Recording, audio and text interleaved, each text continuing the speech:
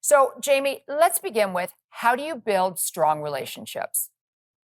I love this question. This is the foundation to everything we teach. Relationships are so critical, and people do not prioritize them not as much as they should.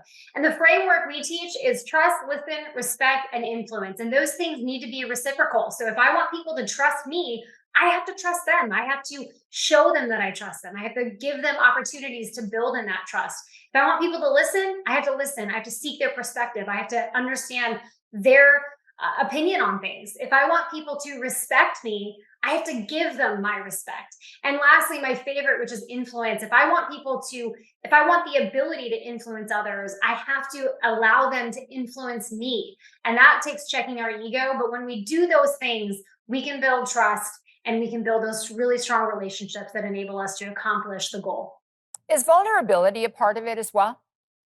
Yes, 100%. I think a lot of people struggle with building relationships. And listen, you can have a relationship with someone that you don't even like. This does not mean that you're having barbecues on the weekend and hanging out and you have all these things in common. What I'm focused on is if I have a team of people that we have to go and accomplish something together, I'm going to set aside all of my differences and opinions for the sake of prioritizing this relationship and building in that leadership capital with that other person. And that takes a lot of vulnerability for sure.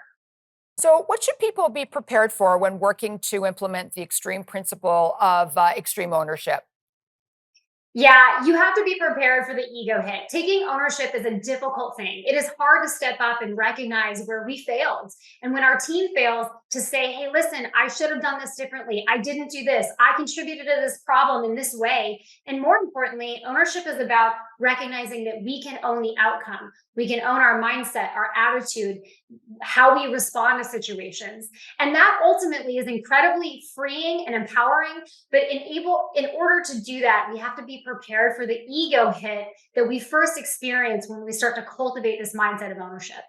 So, Jamie, how do you develop a strong culture within, say, your work team or even your family?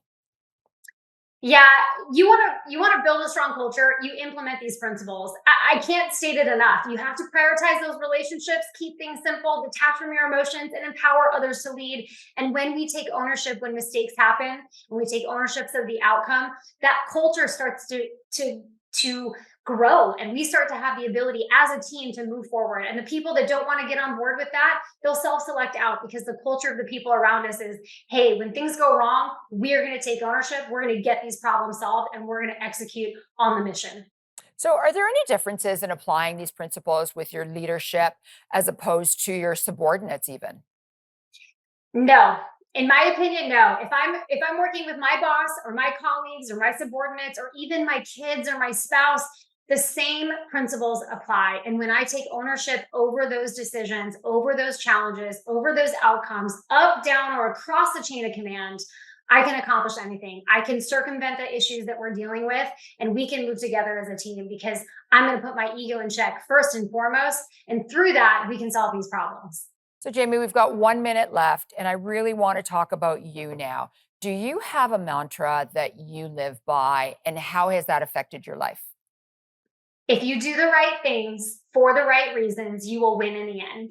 And I truly believe that when you focus on the mission, when you focus on the team, when you focus on your people, and you do the right things for the right reasons, you can accomplish anything. You can overcome any challenge that you're facing in business and in life.